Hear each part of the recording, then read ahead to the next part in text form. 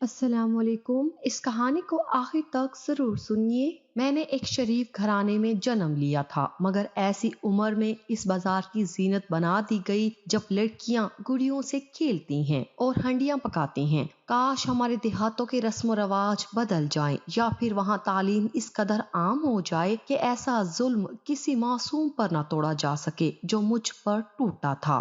یہ آج سے 40 برس قبل کی بات ہے، جب میری عمر بامشکل 10 برس تھی اور میں اپنی والدہ کے ساتھ دیہات کی کھلی فضا میں رہا کرتی تھی۔ بچی تھی تبھی کھیتوں میں آزادانہ گھومتی پھرتی اور کبھی پاس پڑوس میں جا کر ہم جولیوں سے کھیل کود میں مصروف ہو جاتی۔ مجھ پر کوئی ذمہ داری نہ تھی، زندگی بس ہنسنے کھیلنے سے ہی عبارت تھی۔ میرے 3 بھائی تھے جو مجھ سے کافی بڑے تھے اور شادی شدہ ہونے کے بعد بیویوں کے ہمراہ علیحدہ گھروں میں رہ رہے تھے۔ وہ کبھی کبھار ہماری خیریت معلوم کرنے آ جاتے تھے، یوں ہم ماں بیٹی اکیلی رہتی تھی۔ دیہات میں سب بھی ایک دوسرے کو جانتے ہیں، پاس پڑوس سے ہی ہو تو اکیلے رہنے میں کوئی خطرہ نہیں ہوتا۔ یہاں تک کہ ان دنوں مکانات کے گرد 4 دیواری اور دروازے بھی نہ ہوتے تھے، اس کے باوجود لوگ بے فکری کی نیند سویا کرتے تھے۔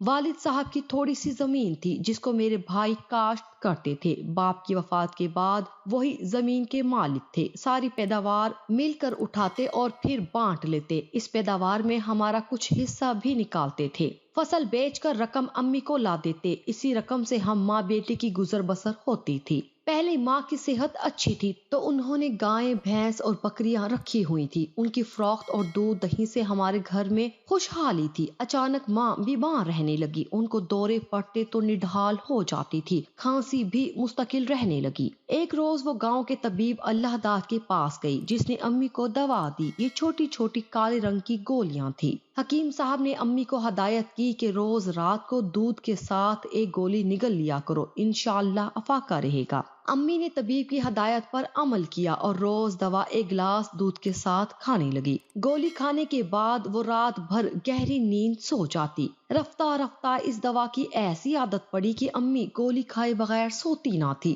دن کو بھی ان پر اس دوا کے اثر سے غنودگی طاری رہتی تھی۔ تھوڑے دن بعد امی کی ایسی حالت ہو گئی کہ ان کو اپنا ہوش رہا نہ گھر بار کا اور نہ بیٹی کی سدھ بدھ رہی۔ میں تو معصوم بچی تھی، جب بھوک لگتی پاس پڑوس میں جا نکلتی، کوئی کھانے کو دے دیتا کھا لیتی، نہیں تو دودھ پی کر گزارا کر لیتی۔ ان دنوں بھائی نے ہماری بھینس فروخت کر دی اور گائیں دھونے کا کام چاچا غلام حسین کے سپرد کر دیا کہ کمزوری کی وجہ سے اب ماں گائے کا دودھ نہیں نکال سکتی تھی۔ چاچا غلام حسین ہمارے پڑوس میں رہتا تھا۔ ایک دن اس نے مجھے کہا، بیٹی تیری ماں کو جو دوا حکیم نے دی ہے لگتا ہے اس میں نشہ ہے، کیونکہ وہ اب غنودگی میں رہتی ہے۔ بہتر ہے کہ تو خود اپنے گھر کا کام کاج سیکھ لے، ماں تیری صحیح نہیں ہو سکتی۔ میں نے چاچا کی بیوی سے روٹی بنانی سیکھ لی۔ اب میں خود کھانا پکاتی، جھاڑو لگاتی اور برتن بھی دھو لیتی، پھر سامنے کے کھوکے سے ضرورت کا سودا سلف لا کر رکھ لیتی۔ غرض چھوٹی سی عمر میں جتنا کام ہو سکتا تھا میں کر لیتی تھی، کیونکہ اماں کو ہوش نہ تھا کہ بیٹی بھوکی ہے یا پیٹ بھر کر سوئی ہے۔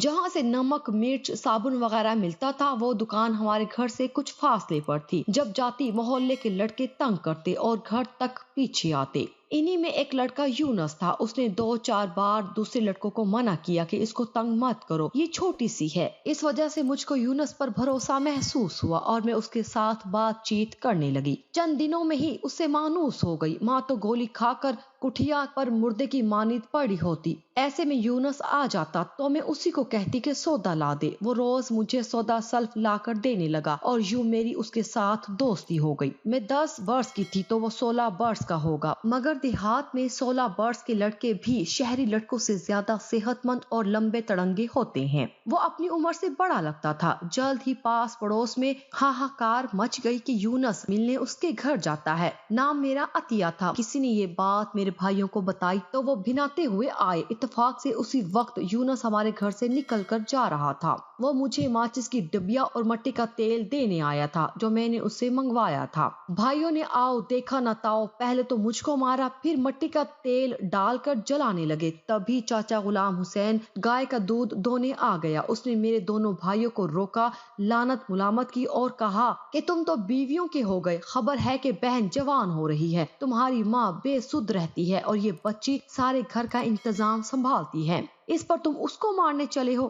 ایسا ہی غصہ ہے تو اس کی کہیں شادی کر دو، بیچاری کنبے میں تو رہے گی۔ چاچا کے سمجھانے پر بھائیوں نے میری شادی کی تیاریاں شروع کر دی۔ جلدی میں کوئی ڈھنگ کا رشتہ نہ ملا، آخر ایک عمر رسیدہ شخص نے حامی بھر لی۔ اس نے بھائیوں کو میرے عوض 3 بیگھے زمین دینے کی بھی پیشکش کر دی۔ 3 بیگھے کے لالچ میں وہ میرا رشتہ اس عمر رسیدہ شخص سے کرنے پر آمادہ ہو گئے۔ انہوں نے سوچا کہ عطیہ کوئی گل نہ کھلا دے، جلد از جلد اسے بیاہ دینا چاہیے۔ بس جلدی شادی کے چکر میں بھائیوں نے میرے جوڑ کا بڑ تلاش کرنے کو وقت کا ضیاع جانا۔ یہ عام بات ہے کہ ہمارے دیہاتوں میں اکثر لڑکیاں بوڑھوں سے بیاہ دی جاتی ہیں، مگر جب مجھے پتہ چلا تو میں رونے لگی۔ بھابھیوں نے سمجھایا کہ ہم تم کو نئے جوتے اور زیور پہنائیں گے، مگر میں چپ نہ ہوئی بلکہ اور زیادہ زور زور سے رونے لگی۔ بھائیوں نے دھمکایا کہ خاموش ہو جاؤ، تو میں مارے ڈر سے چھت پر چڑھ گئی اور وہاں سے چاچا حسین کے صحن میں کود گئی۔ شکر کہ چارپائی پر گری، تھوڑی زخمی بھی ہوئی مگر زیادہ چوٹ نہیں آئی کہ ہمارا کچا مکان اونچا نہیں تھا، جبکہ چاچا غلام حسین کی چارپائی بہت بڑی اور اونچی تھی جس پر 10 آدمی بیک وقت بیٹھ سکتے تھے۔ بھائی پڑوس میں پہنچے اور مجھے گھسیٹتے گھر لے آئے۔ وہ مجھے مارنے لگے اور میں چلانے لگی کہ مر جاؤں گی مگر اپنی اماں کو چھوڑ کر کہیں نہیں جاؤں گی۔ میرے چلانے پر ماں نے آنکھیں کھول دی مگر جو نظارہ دیکھا، دہشت سے وہ پھر بے ہوش ہو گئی۔ مار پیٹ کر تینوں بھائی مجھے بکریوں والی کوٹھڑی میں بند کر کے چلے گئے۔ بھابیاں بھی توبہ توبہ کرتی، کانوں کو ہاتھ لگاتی ان کے ساتھ چلی گئی۔ اب میں بدبودار کوٹھڑی میں پڑی سسک رہی تھی، کبھی اونچی آواز میں رونے لگتی۔ دوپہر سے شام ہو گئی اور دودھ دونے کا وقت آ گیا۔ گوالا بھی آ گیا، اس نے میری سسکاریاں سن لی۔ ادھر سے چاچا غلام حسین آ گیا، دونوں نے کوٹھڑی سے باہر نکالا، ماں کو جگانے کی کوشش کی۔ اس نے نیم بے ہوشی آنکھوں سے دیکھا اور پھر آنکھیں موند لی۔ چاچا نے بیوی کو بلایا، چاچی آ کر مجھے اپنے گھر لے گئی، چپ کرانے لگی۔ وہ اصرار کرنے لگی کہ بیٹی تھوڑی سی روٹی کھا لے، تو صبح سے بھوکی ہے۔ اس وعدے پر میں نے 2-4 لقمے زہر مار کیے کہ بھائی کو روکیں گے، وہ میری شادی بوڑھے سے نہ کریں گے اور مجھ کو اماں سے بھی جدا نہ کریں گے۔ چاچی نے وعدہ کر لیا کہ وہ یہ شادی نہ ہونے دے گی بشرطے کہ میں روٹی ساگ کھا لوں۔ اس نے جھوٹی تسلی دی کہ اب وہ مجھ کو بھائیوں کے حوالے نہ کرے گی بلکہ اپنے پاس رکھ لے گی۔ میرے سر اور ٹانگ سے خون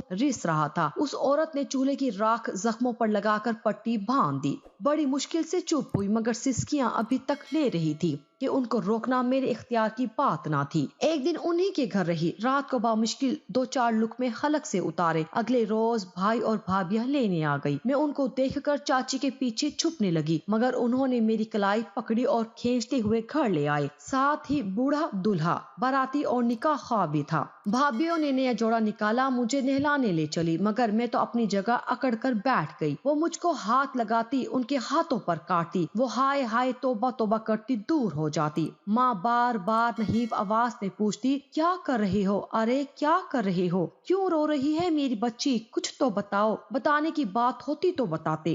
کچھ دیر بعد بھابیوں نے میرا جوڑا بدلوانے میں ہمت دکھائی اور اب وہ مجھ سے کشتی لڑنے لگی مگر میں نے بھی شادی کا جوڑا پہن کر نہ دیا۔ پھٹے پرانے میلے کپڑوں میں ہی انہوں نے زبردستی دلہن بنا دیا۔ بار بار گوٹے والی چنری میرے سر پر ڈالتی تھی اور میں اتار کر پھینک دیتی تھی۔ تب باراتی عورتیں جو تعداد میں 3-4 تھی کہتی تھی، کوئی بات نہیں، بچی ہے نا، بچی ہی تو ہے۔ بھائی اندر آ گئے، پوچھا تیار ہو گئی؟ بھابیوں نے کہا کہاں، یہ تو ہم سے کشتی لڑ رہی ہے۔ تو ایک بھائی نے زور کا تھپڑ میرے گال پر مارا کہ میں چکرا گئی۔ بھابی نے سرخ گوٹے والا دوپٹہ سر پر ڈال دیا۔ نکاح خواہ نے اندر آ کر کچھ کہا اور زبردستی انگوٹھا ایک کاغذ پر لگوا لیا۔ یوں مجھے باندھ کر سسرال والے گاڑی میں ڈال کر لے گئی جیسے کہ میں زندہ انسان نہیں، کپڑوں کی گٹھڑی تھی۔ 50-55 برس کے دلہا کو ذرا بھی شرم نہ آ رہی تھی کہ وہ ایک بچی کو دلہن بنا کر لے جا رہا تھا۔ وہ ہر ایک سے کہہ رہا تھا، کوئی بات نہیں، بچی ہے، خود سمجھ جائے گی۔ یوں بھائیوں نے 3 بیگھے لے کر مجھے بوڑھے مرد کے حوالے کیا اور گاؤں والوں نے بھی خاموش تماشا دیکھا۔ چاچی غلام حسین کی بیوی کے سوا گاؤں میں کسی ایک فرد نے بھی میرے حق میں ایک لفظ نہ کہا۔ کچھ دیہاتی یہاں تک بول رہے تھے کہ ایسی بے حیا لڑکی کو گولی مار دینی چاہیے، ہماری بہن ہوتی تو ہم مار چکے ہوتے۔ نہ جانے یہ کیسے بھائی ہیں کہ کچھ نہیں کہتے۔ پہلی رات دلہا کے گھر میں اس کی ماں کے پاس سوئی۔ وہ جہاں دیدہ عورت تھی، کہنے لگی، بچی گھر والوں سے مانوس ہوگی تو یہاں رہے گی۔ اگلی رات جب دلہا نے ماں سے کہا کہ کب تک تمہارے پاس سوئے گی، تب میں نے دلہا کے کمرے میں جانے سے انکار کر دیا اور موقع ملتے ہی میں گھر سے نکل بھاگی۔ करीब ही नहर थी। वो लोग लालटेन लेकर मेरे पीछे दौड़ने लगे। तभी मैंने नहर में छलांग लगा दी और फिर मुझे पता नहीं क्या हुआ, आंख खुली तो मछेरों की बस्ती में थी। हुआ यूं कि जब मैं नहर में गिरी, कुछ मछेरे जाल लपेट रहे थे। उन्होंने मुझे पानी में गिरते देख लिया और नहर में कूदकर मेरी जान बचा ली। मैं बेहोश हो चुकी थी। वो डोंगे में डालकर दूसरे किनारे ले गए जहां उनकी बस्ती थी। जिस मछेरे के हाथ लगी थी वो एक लालची आदमी था। मैं खूबसूरत थी। उसके डोंगे पर एक मुसाफिर दरिया पार करने आया तो मुझे देख लिया। मेरे बारे में पूछा। मछेरे ने बताया, पता नहीं किसकी लड़की है, हमको तो नहर से मिली है। हम खुद पता कराना चाहते हैं कि इसके वारिस कौन हैं। ये काम तुम मुझ पर छोड़ दो। तुम लोग कहाँ पुलिस थाने के चक्कर लगाओगे? उसने मछेरे को माकूल रकम देकर मुझे खरीद लिया। ये शख्स एक दलाल था जो इलाके के कुछ अयाश जमींदारों के लिए लड़कियां सप्लाई करता था। उसने मुझे उस बाजार में फरोख्त कर दिया और दाम खरे कर लिए। यूं एक बुड्ढे से बचने की कोशिश में मैं कई बुड्ढों की हवीस का नवाला तर बन गई। लाहौर के बाजारे हुस्न में मुझ ऐसी और भी कमसिन मजलूम बच्चियां थी जो ना जाने कहां कहां से लाकर यहाँ फरोख्त हुई थी। इन सब का नसीब भी मेरी तरह से था कि एक बार इस तारीख जगह आ जाने के बाद फिर यहाँ की गंदगी से ना निकल सके, और मैं भी यहाँ की हो गई। क्योंकि जो लोग मेरे लवाहकीन बने उन्होंने सख्त पहरेदारी की और निकलने का कोई रास्ता ना छोड़ा। उस वक्त को कोसती थी जब यूनुस से बात की थी। उस तबीब को बद्दुआएं देती थी जिसने मेरी माँ को नशे की लत लगाई थी और मुझे बर्बादी की तरफ धकेला था। सबसे ज्यादा अपने जाहिल भाइयों को कोसती थी जिन्होंने गैरत के नाम पर बेगैरती का इस कदर संग दिली से मुजाहिरा किया कि जिसकी मिसाल नहीं मिलती। कुछ लोग अपने जमीर को मार लेते हैं, कुछ हालात से समझौता कर लेते हैं, मगर मैं ना अपने जमीर को मार सकी और ना हालात से समझौता कर सकी। रोशनियों के इस शहर में आयाश मर्दों के लिए राहत का सामान बनकर हर लम्हा तड़पती और सिसकती रही। बदनाम जमाना कोठे पर मैंने 3 बच्चों को जन्म दिया जिनका मुस्तकबिल मेरी तरह तारीक और बदतरीन हुआ। लड़कियां भी कोठे वालियां बनी और लड़का तबला बजाता है। वो बहनों की मुजरे देखता है मगर उसको एहसास नहीं है कि ये कैसा अंधेरा है और ये कैसी अंधेरी दुनिया है। जो बच्चे इस जगह आंख खोलते हैं इनके लिए यहाँ कोई बात अजीब और काबिल एतराज नहीं होती। वो यही समझते हैं कि जिंदगी ऐसी ही है और यही रूप जीने का है। उन्हें क्या खबर कि शुरफा की क्या इकदार है और उनका तर्ज जिंदगी क्या है। इनका काम तो रात के अंधेरे में बाज नाम निहाद शरीफों को खुश करना और रुपया कमाना है। एक काश में यहाँ पैदा होने वाले बच्चों को इन अंधेरों से निकाल सकती जहाँ मैंने जिंदगी के 30 बरस रोते और सिसकते गुजार दिए हैं।